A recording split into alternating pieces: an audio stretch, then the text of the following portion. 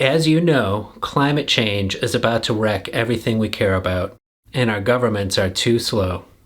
Today, we talk about how to make our governments work better and hurry up. Let's dig in.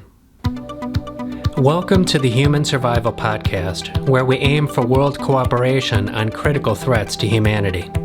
This show is offered by the Human Survival Project, a grassroots movement for citizens around the world to push for transformation of the United Nations.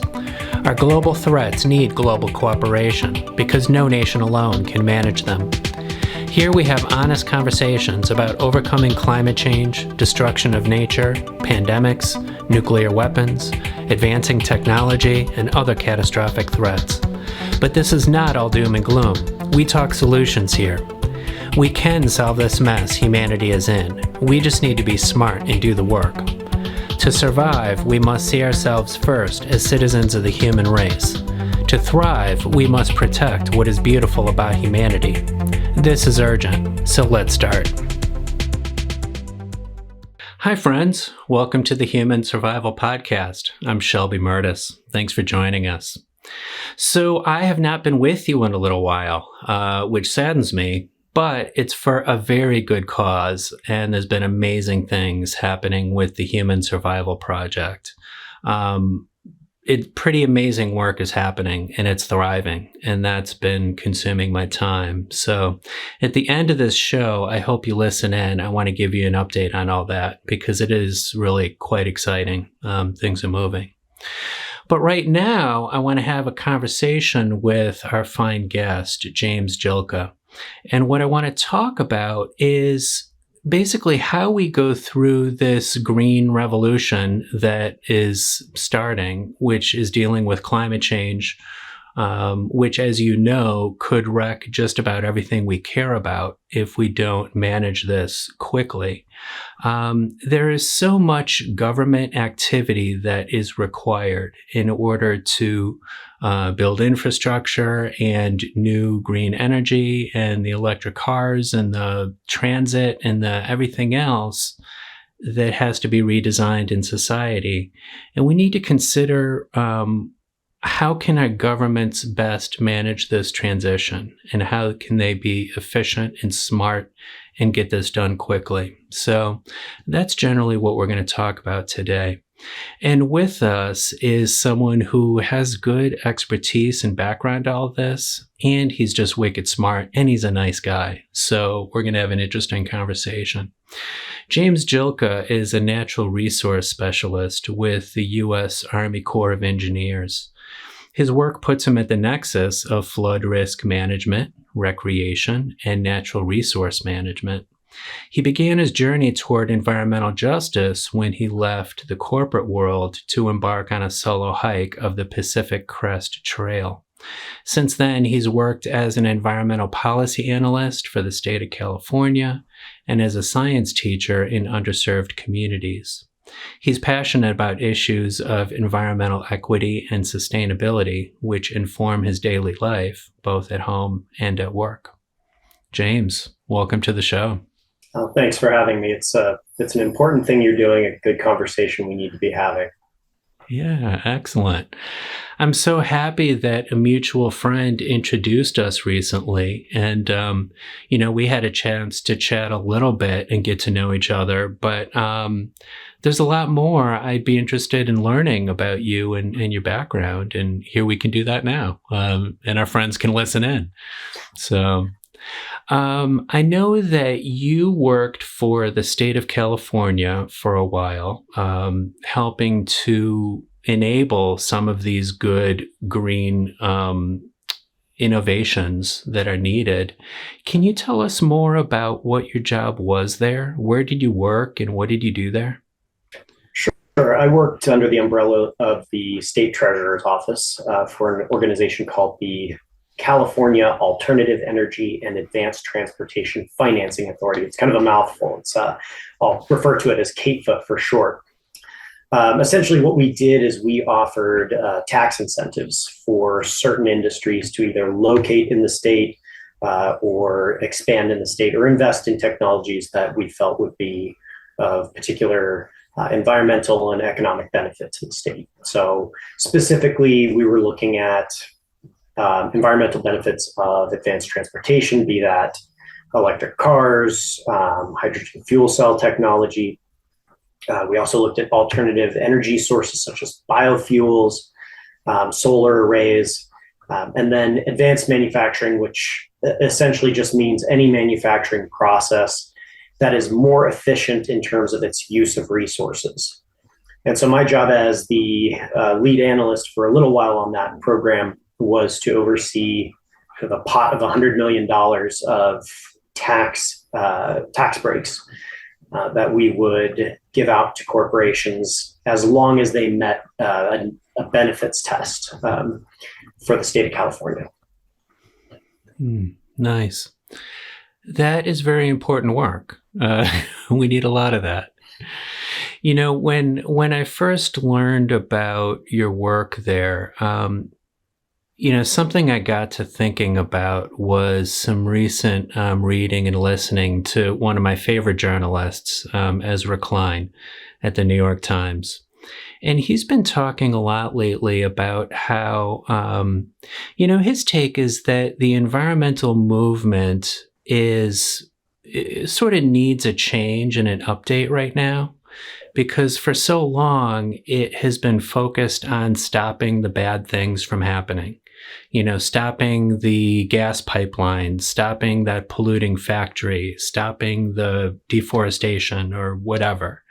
But right now, as we deal with climate change and we need all of these new things built, like, you know, the green energy, like the infrastructure, the transit, you know, all the stuff you were working on creating, now the environmental movement needs to pivot toward pushing the good things to happen, you know, and making all that building happen. And that's sort of a reorientation for a lot of people to think in that way. Like, in order to save ourselves, we need to push that to happen, you know? Mm-hmm. And so I just wonder what you think of that idea generally. And do you think we're making that pivot quickly enough? Or are we still kind of caught on our heels and not really focused in the right ways? Yeah, it's a great question. The short answer is no, we're not moving fast enough. I think we're seeing that with all the headlines that come out about, you know, meeting or exceeding new benchmarks for, you know, global climate change. You see the catastrophes that are happening seemingly every week around the world that are fueled by or exacerbated by human-caused climate change. And you can't help but see those things and say, we're not doing enough quickly enough. Now, that said... Darn, I thought you were going to say that. Yeah, no, I'm sorry. This is going to be a downer. I don't have good news for you. But, no, I get it. I mean, generally, I'm optimistic. I am. But I do think we need to be realistic about the function of government here.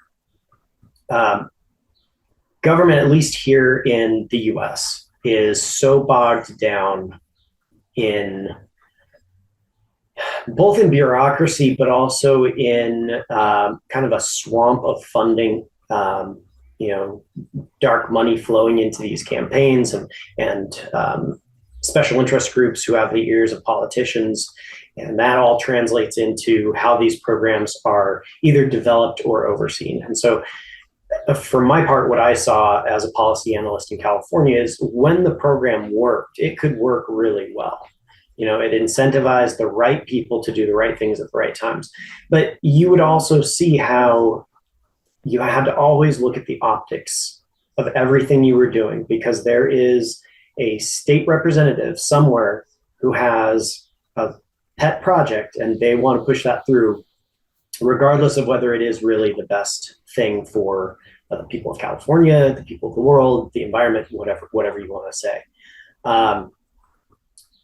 And so while I do agree in some ways with Ezra Klein, I think there's a caveat there, which is we don't want to cut the brakes. You know, we don't want to move too fast, because as we've seen, and as in fairness, he recognizes in some of his articles, that has led to a lot of the problems that we're in today. Yeah, yeah. Well, so you mentioned some of these, I don't know, political influences that get in the way of the right thing happening. Um, I mean, as you did your work there, I imagine great stuff happened, but then were there other priorities in the mix that were not really about environmental goodness? I mean, other stuff people were trying to get out of that activity? Sure, absolutely. And I think to give an example, and I won't be able to speak specifically to the companies that I worked with, but suffice it to say, it was a well-known electric vehicle manufacturer. If you look at the benefits test, just for the environmental portion of an electric vehicle construction thing, it really doesn't meet the needs of our current moment, of our climate crisis. And the reason for that is because, A, of all, we don't have a grid that can handle all these electric vehicles.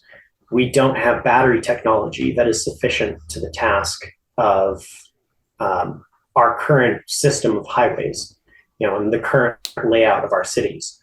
And even if those two things weren't a problem, you still have to overcome the issue of mining the minerals for the batteries, manufacturing the batteries, transporting the batteries, and then where are you getting the electricity that is going to, refuel those batteries? Is it coming from a grid that is primarily burning fossil fuels?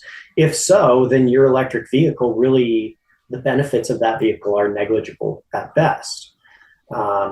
And not to mention, there are all kinds of things we could get into the weeds on, like what is the weight of the vehicle? It's typically going to be a heavier vehicle with a heavy battery in it, which means you're going to go through tires more quickly, which means more tires in the landfill. You've got a safety issue. If a heavier vehicle gets in a car accident, you have more fatalities. So that, you start to dig in. And I think this is where some of the frustration with bureaucracy comes from, is you start to dig into these issues and you learn, well, it's not as simple as just, a celebrity billionaire out there saying, I'm going to save the world with this shiny new technology. Mm-hmm.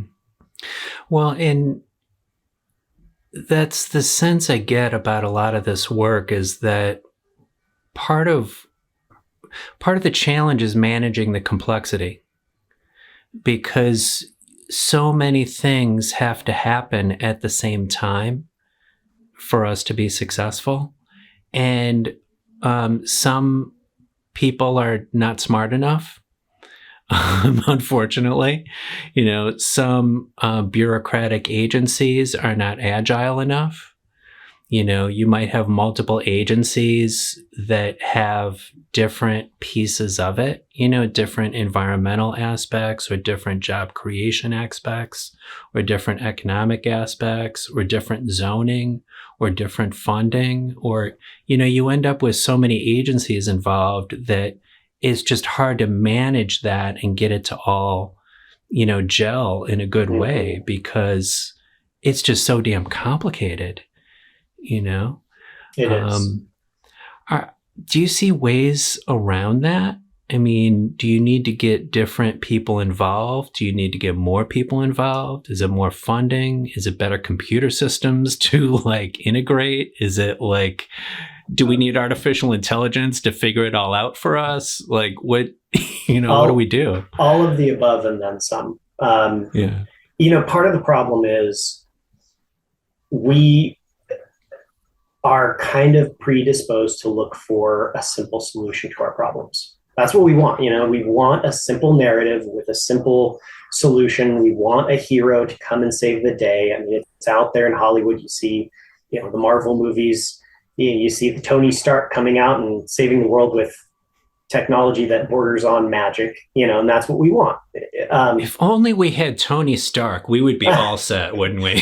Yeah, if only we had him. But although I think if that came along with some of the other characters, maybe not so much. Yeah, I know. The problem is that a lot of the solutions aren't sexy.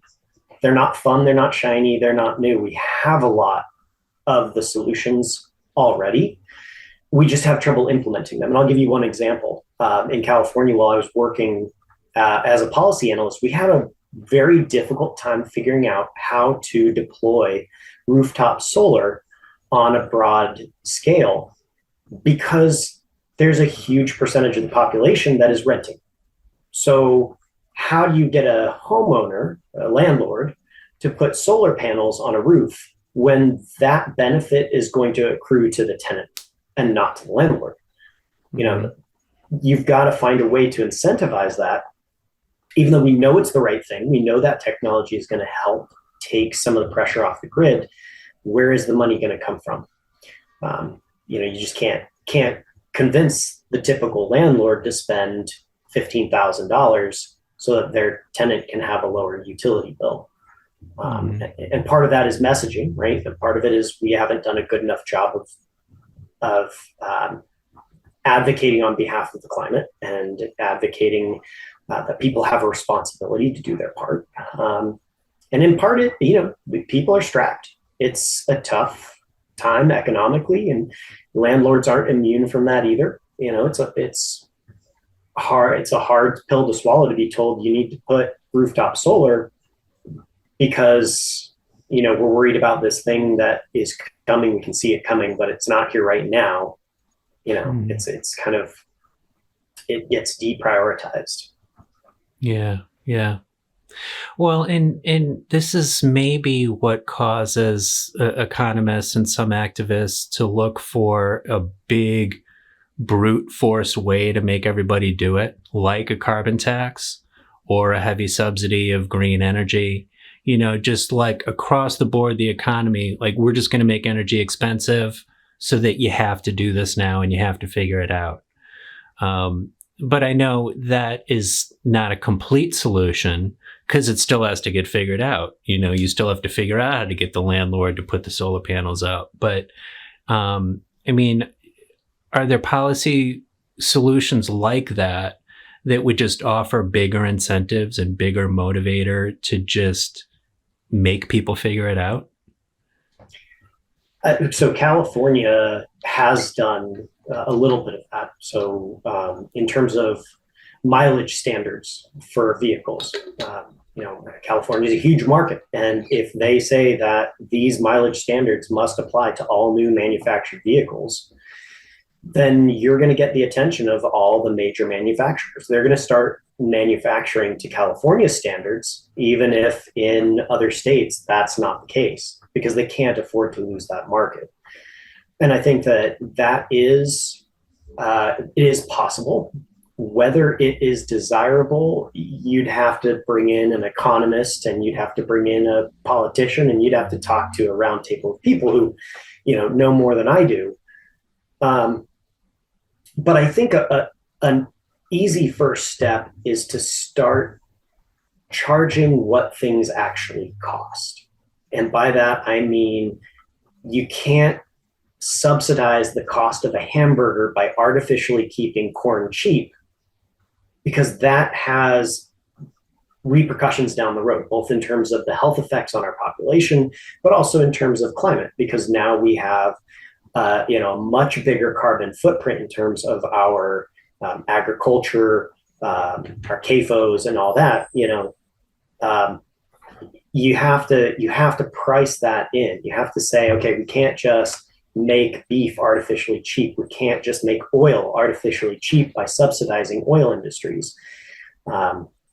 We can't make sugary products that we know are contributing to our health crises and putting a strain on our hospital systems. We can't keep those as cheap as they are. We need to price in those additional costs. Mm-hmm.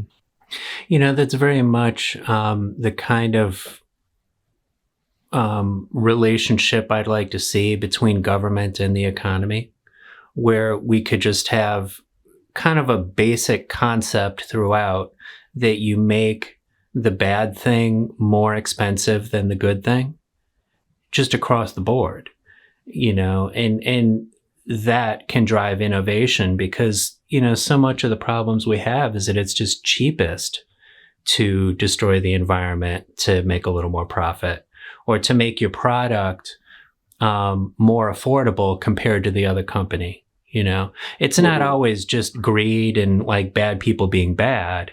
It's just sometimes people are stuck in a competitive economy where if they don't cut a corner and hurt the environment, their competitor will, and will sell a cheaper product and make more money, and I'll be screwed for doing the right thing. If you don't have some kind of government intervention to undo that dynamic or change it, it's just going to continue. So you have to sort of tax the environmental harms, or at least not subsidize the bad stuff. Like you're saying. Right. And part of what we did at CAPFA was try to incentivize the good. So on the flip side of that, you take projects that are trying to do the right thing by putting solar panels on their manufacturing plant or investing in biofuels. And you say, okay, we're going to help you out by giving you a free pass on your sales and use taxes. And that little margin may be enough to help them be competitive in the marketplace. And that's what we really need to do. We need to start being smart about what we're incentivizing, because we can, we do incentivize, we do provide a whole heck of a lot of handouts to large corporations. For example, to go back to corn, we're subsidizing corn. In order for those farmers to make a profit, they have to have those subsidies, first of all. Second of all, they have to use the pesticides, herbicides. They have to use these kind of like factory farm methods so that we can keep meat artificially cheap. Now, if the goal is to keep those farmers in business, we could subtly shift what we're incentivizing. We could say, okay, we're going to give you those subsidies so you can survive and thrive on your farm. But rather than just incentivizing you to grow corn wholesale, we're going to say you got to use cover crops. You got to reduce your pesticides and your herbicides by 20%. You've got to reduce your water usage. You do that, and you're going to see a huge difference. Not to the farmer, because the farmer is still getting those subsidies, but that's going to make a large improvement to at least that sector of our economy. Mm-hmm. So basically, the government can still give supports where needed to farmers or companies or whatever, but make them earn it. Mm-hmm. Make them do the good things in order to get that subsidy, the good things that help all of us. You could sort of get more bang for your buck by having those types of requirements if you're going to receive subsidy. Right, exactly. Yeah. And I think you can take that same approach to some of these large-scale construction projects that you were talking about. I'm not entirely convinced that the government is the right entity to be taking on these construction projects. I think that's part of the problem, because I'm not a huge fan of unregulated capitalism. I will say one thing capitalism does well is it innovates and it finds efficiencies, because if all you care about at the end of the day is the almighty dollar, you're going to find the best, quickest, most effective way to make that happen. What government's role should be in that process, in my opinion, is providing the guidance, the regulation, and the incentives, and in some cases, financial supports, to get these corporations to factor in more than just the dollar. The dollar is important, but we also need to talk about human thriving, the health of local communities, the health of the environment, the health of the world around us. And so I think that is where I would like to see government go, rather than taking on these construction projects and trying to push them through faster. Yeah. Well, you're describing a mix of incentives and supports and guidance that government offers. Have you seen times where that has worked really well, where government has gotten that mix right and saw something happen in the way that we want? Or is what you're describing pretty cutting edge and we're not there yet? I think it's doable. I think we're seeing a lot of promise in the public-private partnership kind of zone. I think that these public-private partnerships are fairly new. It's kind of a marriage between the oversight of government and the innovation of private businesses. And I think, to use an analogy, it's like these private businesses are the engine and the government is the brakes. It's there to make sure we don't go off the road. It's there to make sure we don't make disastrous decisions.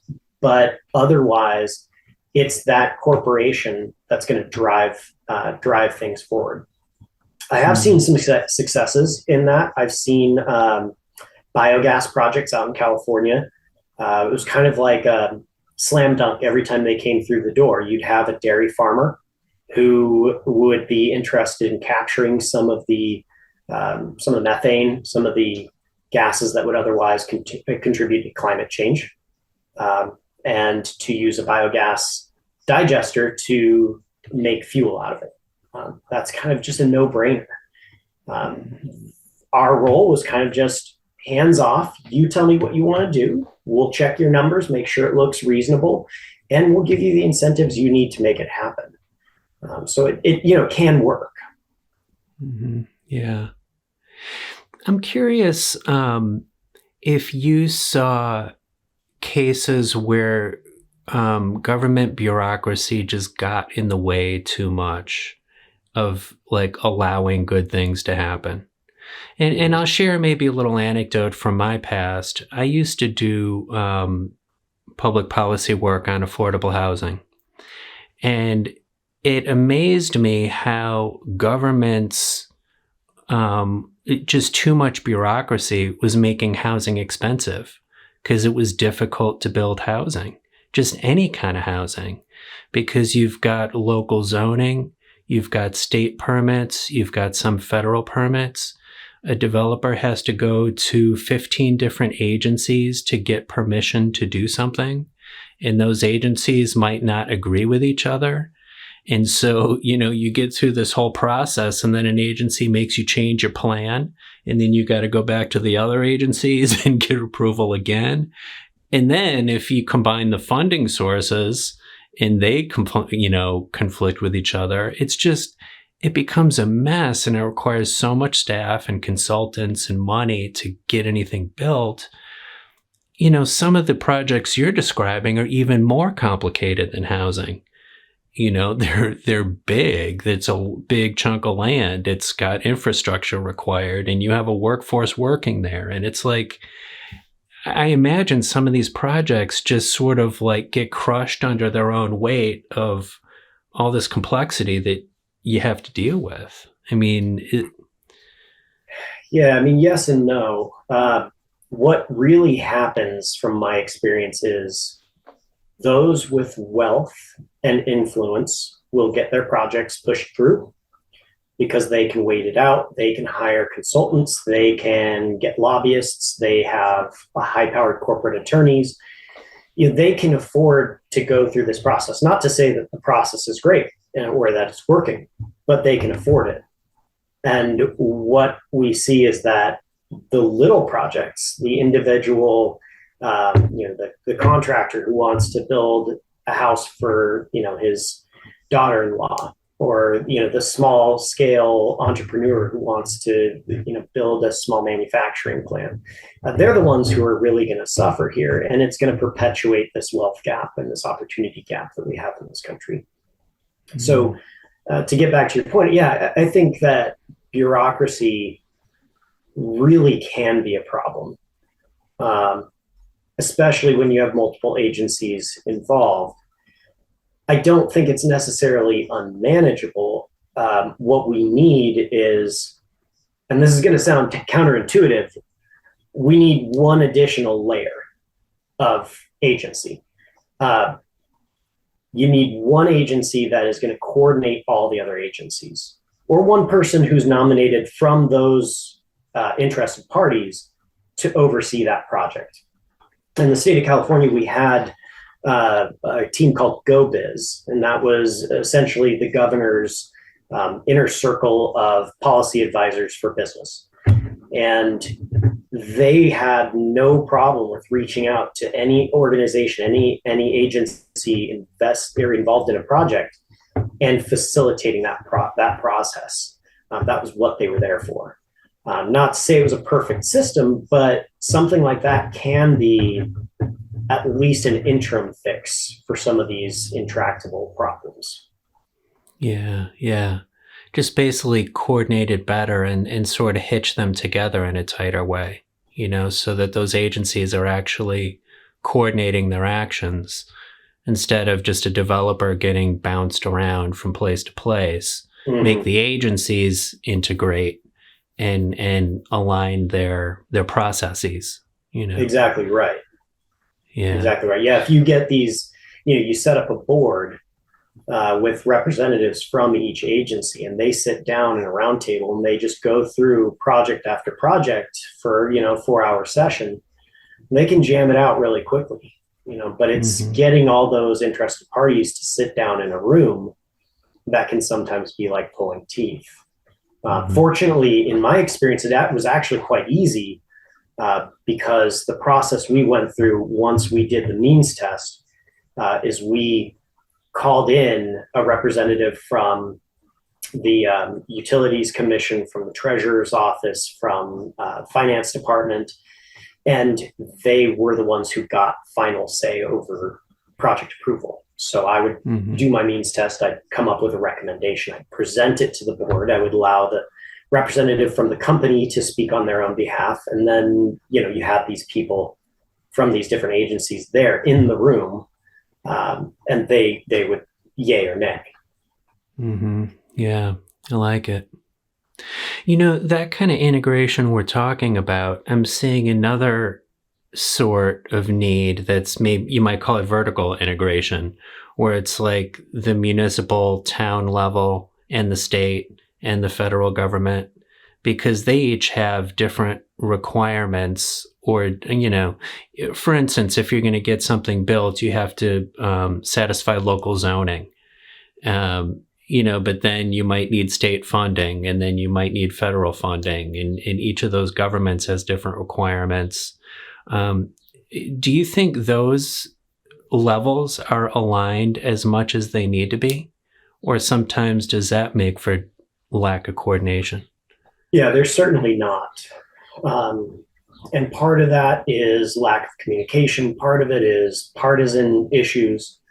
If you're in California, you're obviously in a relatively blue state with state government that is firmly blue. If you're working with a federal level that is red, happens to be red at that time, that can create some tensions. So, I think that does become a little bit of an issue. I think some states do a better job of working that out than others, and some municipalities better than others. For example, here in Connecticut, we all use the International Building Code. So if you are from out of state, if you're from another country, you know exactly what to expect in terms of the building codes that you're going to be held accountable to. Now, there still are local zoning regulations. Obviously that's never going to change because every location is different. But there are areas where we can say, hey, there's an international code for this. So let's just do that. And this goes back to kind of what your kind of meat and potatoes is. If you have a UN model that is able to sit down and come up with some of these higher level codes and guidances that can be adopted all the way down to the municipality level, that is going to streamline a lot of these things.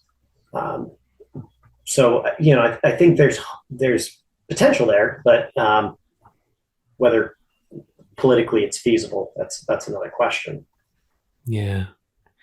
Another sort of international layer that I've been interested in is, if we had better agreements internationally on climate change, better than the sort of voluntary Paris Agreement thing that might work, might not, because nobody's enforcing anything. But if you could really tighten that up so that, say, the United States, for instance, would know that it could take the risks necessary and spend the money necessary on all that we need, and know that China will, and know that, other countries will, and, not feel that they're going to take an economic hit for doing it because everyone's doing it. It sort of levels the playing field and everyone has the same incentives to do it, rather than, say, one country or one state or one town going all in on climate solutions and spending that money without knowing if it's actually going to work because the rest of the world isn't. Right. It kind of changes the incentives if you have a stronger international plan and everybody knows that, okay, if I do it, they're going to do it too. Mm-hmm. Now, do you have a sense for what the enforcement mechanism looks like? Is that like economic sanctions, or what would that be? That would be a lot of it. Yeah. And I mean, I don't claim to have all the details worked out, but I think the world does need a system of economic sanctions that can enforce this kind of thing. I mean, it was really interesting after Russia invaded Ukraine, and many countries exerted economic sanctions on Russia. And everyone was kind of surprised how everyone rallied together in such unity to do that. I think everybody maybe realized what's possible with economic sanctions, but that was done in a very ad hoc way. It was just in response to this thing happened and they cobbled it together, and it's still imperfect. But if the world took those kinds of tools and really unified them in a planful way so that, a country, if we made a tighter agreement, if it does not meet its carbon reduction goals, then they know, all right, well, it's going to cost us some money if we don't meet our goals. So we better meet our goals, Right. And that's the kind of thing that forces everybody to stay in line and keep doing it together. Or else, economists call this a free rider problem, where one particular country might say, you know what, it's not worth it to follow through and do what we're supposed to do because they might not. And I can just go along and the whole world will maybe do their thing. But, there's just not the strong incentive to do it because there's no penalty. There's no harm in being a free rider and just flaking out and not following through, Right. So, right. Yeah, I mean, those I have kinds a couple. Sorry, go ahead. No, you go ahead. Yeah, I have a couple thoughts on that. I mean, one is, in my opinion, I think the U.S. and other developed Western nations need to just, regardless of whether that agreement comes together now or in the future or not at all, need to just move forward. We have benefited from the use of fossil fuels far more than any other nation on Earth, and it is just, it's only fair. It is our responsibility, our duty to do right by the rest of the world, and whether everybody else follows our lead or not, that's, kind of, hopefully they do, and we can still work towards that as a goal. But I do think it's important that we have a mindset shift in this country, away from the kind of, I don't know, this inward looking, concern only for yourself, and think more on a broader global scale. So I would say that. The other thing I would say is we also want to be cautious about how do we incorporate disadvantaged nations into this in a way that empowers them, gives them the support that they need, and doesn't put us in a position where it's essentially a new form of colonialism, right? Because we don't want to end up saying these 5 countries are the biggest and strongest and most powerful. They're going to levy the economic sanctions. So they're going to kind of really twist everybody's arms. And meanwhile, here's a country over here that is developing and has been, kind of has been colonized perhaps, or just hasn't had access to resources and is just trying to feed its people. And here you've got, the Western world coming in and saying, okay, well, here's how you're going to live your life, right? So like, how do you do that? How do you get buy-in in a way that is equitable to those nations? Mm-hmm. Yeah, that's important. Well, and maybe in that mix could be a recognition that climate change is not our only existential risk. It interacts with other problems in the world.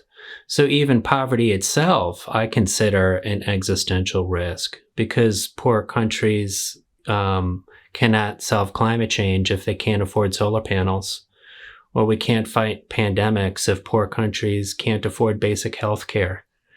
Or poverty is a major driver of migration, which will greatly intensify with climate change, as much of the world is too hot for people to live or grow food or have water. You're going to see the poorest people in the world on the move in a way that could be Right. destabilizing if we don't manage it. Or poverty is a driver of warfare, which is now so technologically powerful that it can be destabilizing in a way that previous warfare was not. Right. And so, you can't just impose these solutions that make poorer countries poorer or stay poor. Mm-hmm. You have to let them grow their economies and feed their people and have jobs and all that good stuff, or else all these other things happen. So, right. And I think that's where we have to be cognizant that we can't let perfect be the enemy of good. There is no one size fits all solution. It's going to have to be on a case by case basis, and we need to be a little bit less precious about our pet, hobby horses.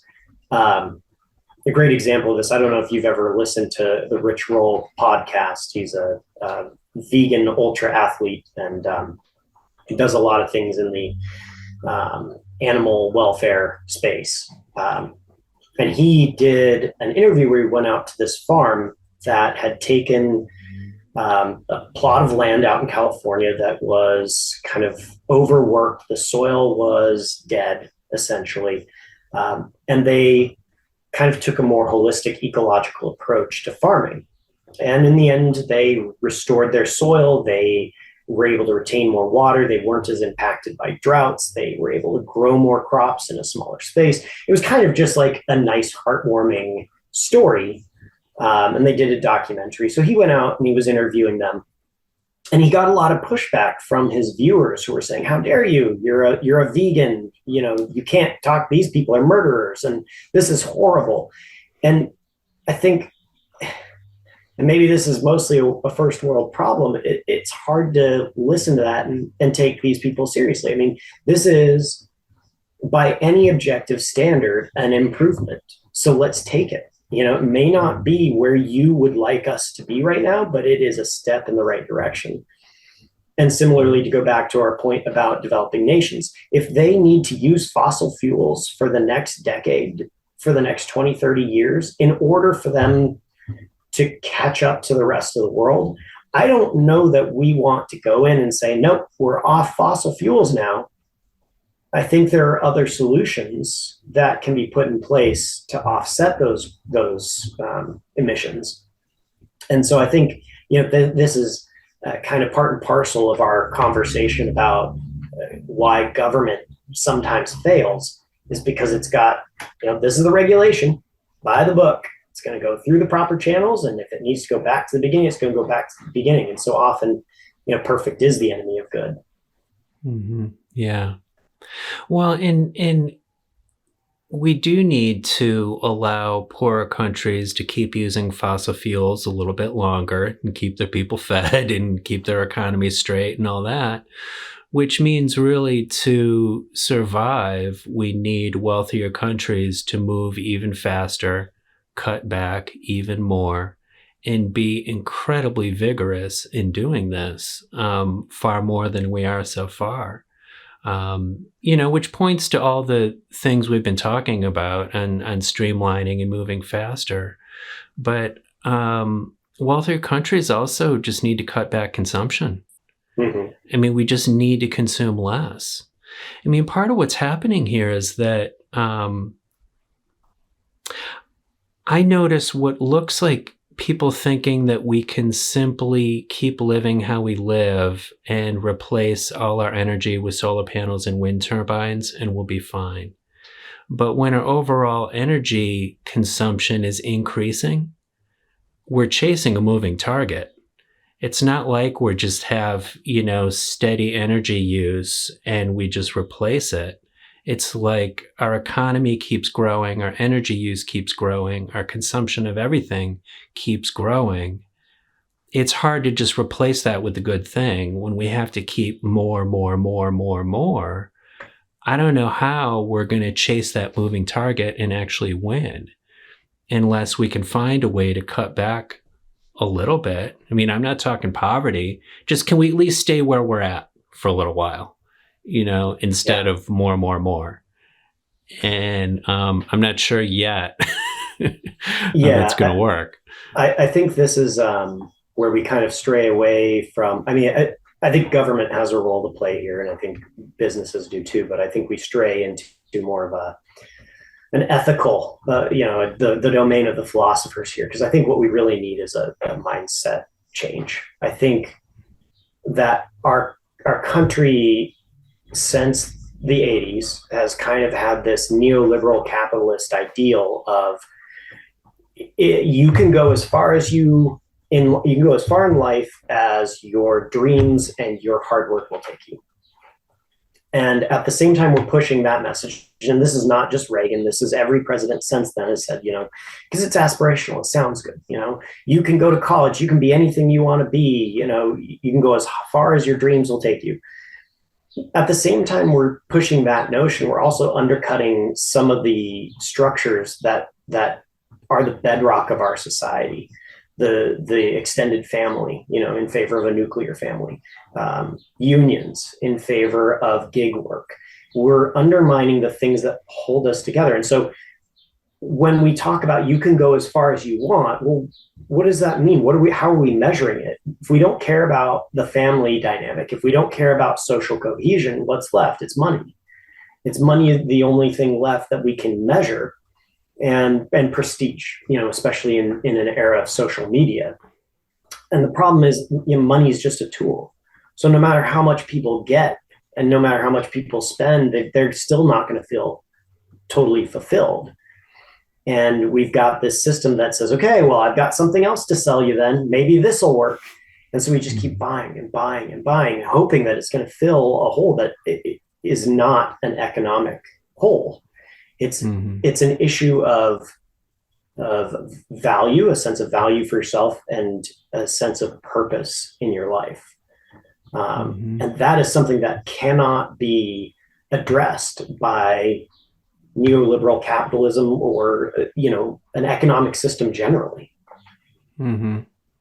Well, in that lack of social cohesion that you describe, it's like you're on your own. So really, you better make a lot of money so that you have a buffer against insecurity and, there's no safety net and you're on your own. So you need a little nest egg in case something happens because nobody's going to look out for you. And that does drive a focus on making income and making money and make it any way you can, usually by creating and selling a product that people don't actually need. Consuming stuff to do it. So, and my hope is that, in a pie in the sky world, that artificial intelligence might drive us in a productive way. It's pretty clear to me, and I think a lot of smart people, much smarter than I, have noted that we're going in a direction where AI is going to make a large portion of us obsolete in terms of the workforce. And if we don't have a traditional factory style 9-to-5 job that is giving us a paycheck that we can use to kind of justify our existence and our self-worth, well, where is that going to come from? And where I'm hoping we go, rather than just, kind kind of keeping the poor and pushing them under the rug and not thinking about it. I'm hoping that we as a society move more towards a value system. Okay, so you're not going to make money, but you're going to make value. How do you do that? Well, maybe you want to go and clean up at the local park or volunteer at the animal shelter or become an assistant volunteer teacher in the classroom, or you're going to write poetry, whatever it is. And that we're going to value people based on how they're contributing to society, and maybe even give them a basic universal income to do it, because a lot of our needs are going to be met by artificial intelligence. Mm-hmm. Yeah. Well, and a lot of those observers of the tech world predict that some of those companies running AI and similar technology will earn some of the biggest profits ever in human history. Like, this could be really dramatic economic growth that happens. And instead of just enriching a few people and companies, we could redirect that through taxation toward a universal basic income, or even, just paying people to do jobs that society needs. Mm-hmm. So all the people that get automated out of their crappy job they hate, creating products that nobody needs, they could be instead employed fixing up our inner cities, or cleaning up nature, or planting forests, or cleaning up polluted rivers, or, really, caring for the elderly or caring for children. These unmet needs, they could be engaged in that would be far more satisfying, and it would be meaningful, and people could be excited to go to work because they're doing something good for others. Right. That's the kind of thing that could be enabled by this technological transition, And I may add to it one more thing. People would have free time on their hands to be citizens. And right now we have this cratered out sort of empty shell of a democracy where people don't really fully participate, often because they don't have time. They're just like on the rat race, doing that job, trying to pay the bills and take care of the kids and whatever else. They don't have time to be a citizen. So this sort of transition we're describing might free up so much time for people to actually be engaged in their government and make it work better, Which, in and of itself is going to vastly improve our economic situation. I mean, I think one of the arguments that I commonly hear against being proactive in terms of the climate crisis is, because, it's too expensive. We can't afford to change. And I'm thinking there are opportunities there. There's more money to be made in solving these problems than in hiding ourselves under the bed and trying to ignore the problem. I mean, the technology that we will be developing to address these climate issues is going to be astronomical. And I think that, if we can kind of redirect the conversation when we get these kind of impasses where, one side screaming, we've got to save the whales, and one side saying we got to save the coal miners' jobs. And, if we can calm down our rhetoric and have a rational conversation where we say, hey, look, coal doesn't last forever. It won't last forever. There's only a finite amount. If we can get support and job training to transition you into something else you're passionate about, then not only do you benefit, but the environment benefits as well. And those conversations just aren't happening as much as I would like. What we get is something like the Green New Deal. And rather than a rational discussion, we get people screaming about they want to take your hamburgers away. Mm-hmm. Yeah, it is really tricky. This actually reminds me of a point I was going to make earlier, but then we went into other good topics. But, there is this sort of liberal conservative divide in the United States, at least, that gets in the way of good things happening. And, earlier we were talking about regulations that sometimes help, but sometimes impede the good things that we want. And there is so much need for better coordinating the different agencies and levels of government. We need regulation to work better in a way that sometimes it doesn't. Sometimes it's clumsy and stupid. And that's why there's a large part of the population, usually conservatives, hate government, want to strip away regulation because they're like, government sucks. It's always in my way. Just get rid of it all. Just drown government in a bathtub and, get it out of my way, which is not the solution for so many of the things that we need. It seems like liberals and Democrats could win big in elections if they leaned into streamlining regulations to work better. I mean, it would appeal to so many of those people who hate government and hate regulations if we could simply find ways to make it work better, not have it be clumsy and get in the way, have it actually allow the good stuff happen, And conversely, among conservatives who are often anti-regulation, maybe they could win over some liberals by, instead of just trying to get rid of all government, they would lean into making government work better. Mm-hmm. Mm-hmm. It seems like there should be some kind of middle ground here instead of just two sides fighting about it and oversimplifying it, So. Yeah, I think lately it feels like the political dynamic is more, what soundbite can I find that is going to, enrage my base and get them motivated to come out and vote, right? Like, so the problem with focusing our campaigns on something as common sense and necessary as regulatory reform is that you have to get kind of really into the weeds in order to talk about what and how and who's going to benefit and who's going to bear the brunt, and how are we going to ensure that deregulating or streamlining regulations isn't going to have some of the negative impacts that we've seen in the past. But that's a long conversation. And the average voter, as you mentioned, is in the rat race and is struggling to make ends meet and is already getting fed a diet of vitriol from whoever their news outlet is. And so they really just want to hear the soundbite, that person's evil because they want to take your jobs. So I think, part of this we need to look at is how do we have public discourse and what do we consider, news? When I was young, I remember news was a news anchor who came on and just told you what happened that day. When I'm not that old, so it's not like it's that long ago that this was a thing.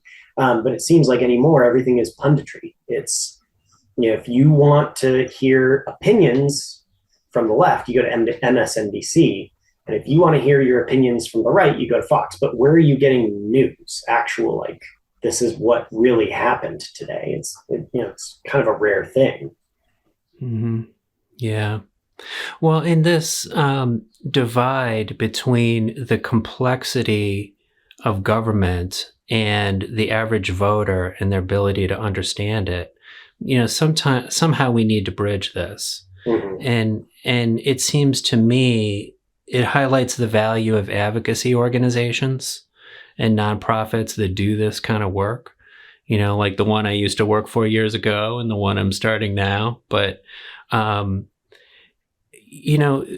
a lot of people are asking themselves and each other, okay, what can I do to help? And a lot of citizens just feel very isolated and alone and powerless to do anything about this big, enormous stuff. And I often tell people, find an organization you like and support them. Mm-hmm. Volunteer for them, donate money to them, and just lean in, because really us as individuals can't do much of anything. Mm-hmm. We have to rally together if we're going to make anything happen in pushing our government. But those kinds of nonprofit advocacy organizations have the expertise to understand the complexity within government and then explain it to us in a way that we can understand. Mm-hmm. They can act sort of as translator between citizens and government complexity speak. And they're just critically helpful. And I want to see more support for those kinds of organizations, you know? Yeah, and I think when you look at where we're spending our dollars in America, at least, and you think about how much money goes into, say, our military, for example, more than last I checked, and this could be old data, but last I checked, it was 10 times, or excuse me, as much spending as the next 10 nations combined. And it really says something about our priorities. We could be taking some of that money and we could be putting that towards, funding these advocacy groups, giving grants. We could be providing more relief aid to foreign countries. And I know that can be a hot button issue for certain segments of the political spectrum, but let's be realistic here. If we don't start putting our money into these developing nations, they're going to be knocking on our door, and we're going to be dealing with it over here. And it's better to keep people in their native homeland where they have ties, they have family, they have history, they have pride, and to give them the ability to do so, and support them if they choose not to. But, for the large part, I think we want to enable people to build healthy societies where they are. So whether we can get to a point where we put our money where our priorities are, or rather shift our priorities so that we are, funding something other than, putting out fires constantly. Yeah. Yeah. Well, I don't mean to toot my own horn too much, but the work that I'm doing lately is trying to help people understand interconnectedness globally, because we do need wealthier countries to support good things to happen in poorer countries. That redirection of resources is critical to all of us surviving. But, a lot of people see it as charity. Like, I don't want my money spent overseas for those poor people because, we have needs at home, is what people say. But us dealing with these issues as a globe, as a world, as humanity is critical to all of us surviving. Like, none of us makes it if we don't solve these problems. And so there's really a self-interest argument for all this stuff.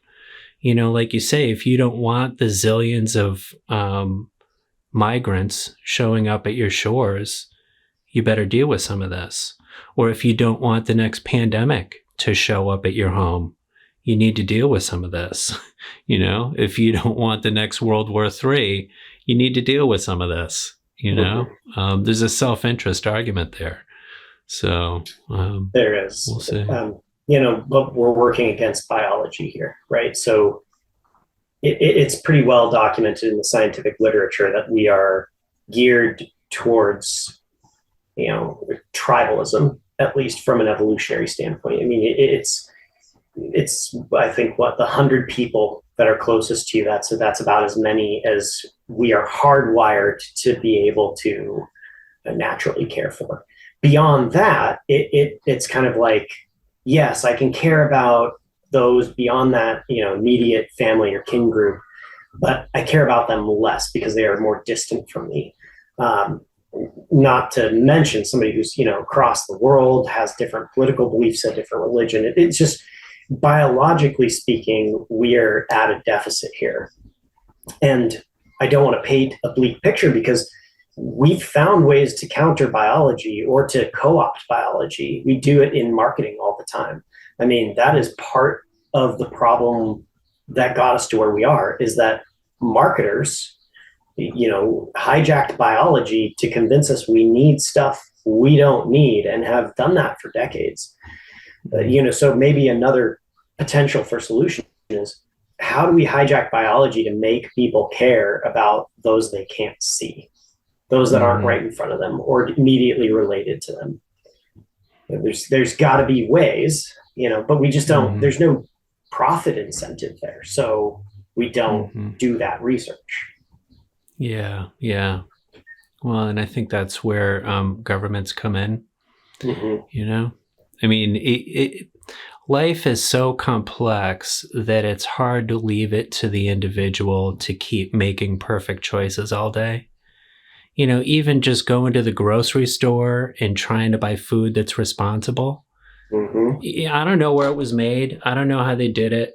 I look at this package, there's 50 ingredients on there. I don't know where they all came from.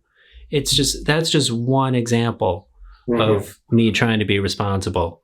Combine that with like trying to keep track of the whole world and that you need systems for that. You need to build it into the way business is done and the way the economy works. But I guess you need the individuals as citizens to support that process and understand the need for it. So. Right. And that's where we also get frustration with bureaucracy, right? Is that some of those things are built into review processes that are opaque to us.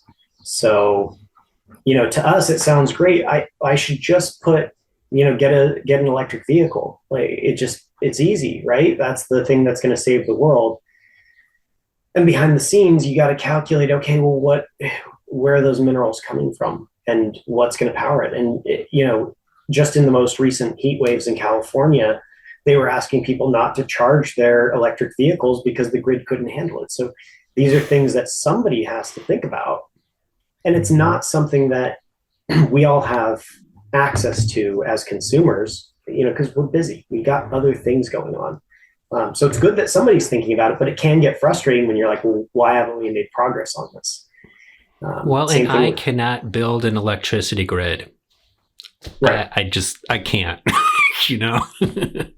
Right. That takes a system larger than me to get that done. So, Right. And that's kind of my job now is working flood risk management. So these projects built by the Army Corps of Engineers, these big dams, there's good arguments to be made on both sides of building these dams or not having them. You have people who would not be able to live where they do now were it not for some of these major projects. You've got hydropower that is a necessary component of fighting climate change.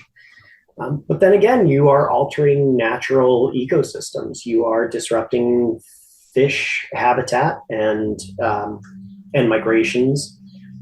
So it's not an easy cut and dry answer. I wish it was. That's where I think, we do need to be a little bit more flexible in how we approach climate change, because we don't want to solve the problem of climate change and make people miserable while doing it, right? Like that's not the goal. The goal is for people, humans and animals and ecosystems to thrive. Mm-hmm. And that's going to take some compromises along the way on both sides. And that's just it's a hard fact about complicated systems. Mm-hmm. Yeah. Well, we'll just dive in and do our best. It's all we can do. Yeah. I'm sorry. Did we solve it? Did we win? Yeah, we totally solved it. We totally won. Okay. Tony Stark is here. Okay. And great. Just nailed it. Great. I'll look for it. But I do want to say I am optimistic. I mentioned this before, but I think humans, have an immense ability to problem solve, and the technologies, like I said, they're there. We have them, or they're in development and will soon be there. It's just, honestly, it's conversations like this that need to be happening more often in more public squares to get people to connect the dots and say, oh, I get it. If I want to change this, I need to be proactive about finding these resources that already exist. Yeah, exactly. So, well, I also believe that this is possible and doable. Otherwise, I wouldn't be here talking. I wouldn't be doing this work. I believe it's possible. That's why I'm doing the work. So, Right. Well, this has been a really interesting conversation. I wonder if there's any last thoughts that we didn't cover or anything on your mind that we didn't hit yet. Well, I think at the beginning of the conversation, you had mentioned we would wrap up talking a little bit about how do people push government to Mm-hmm. streamline or to do more. And I think you hit on it a little bit with your advocacy groups. You support an advocacy group, find one that matches your passion. We don't all have to do everything. If your thing is animals, go look at the SPCA website. If your thing is carbon footprint, check out Citizen Climate Lobby, who are advocating for common sense carbon tax and dividend policies. So I think that's a big part of it. I think getting people out to vote and helping people get out to vote, being involved in that grassroots organizations like that is important. And I think trying to be respectful of people regardless of what their life choices are. I know that sounds kind of just like cliche, but I think a big problem we have is people are promoting to levels of incompetence, especially in bureaucracies, because our only way of judging, engaging our self-worth, and a large way that we kind of we self-medicate for some of the emptiness that we feel from lack of connection or lack of engagement is buying things. We need more money, we need more status, and so in order to do that, to get that status, to get that prestige, we've got to promote and promote and promote. So you can have the best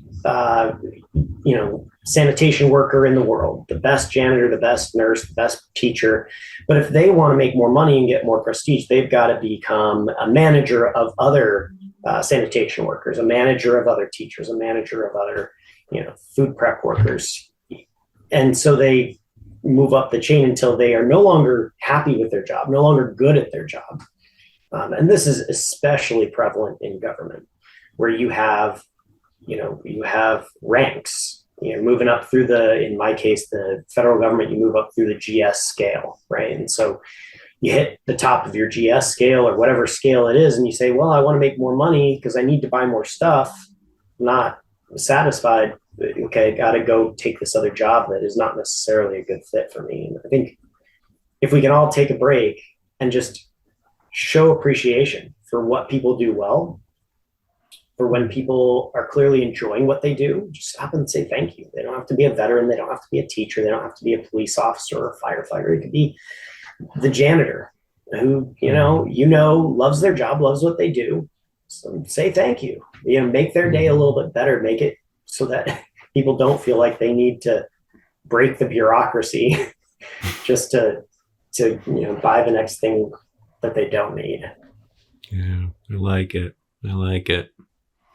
Well, everyone has a chance to just lean in right where they are in their life, in their community, and do some good things.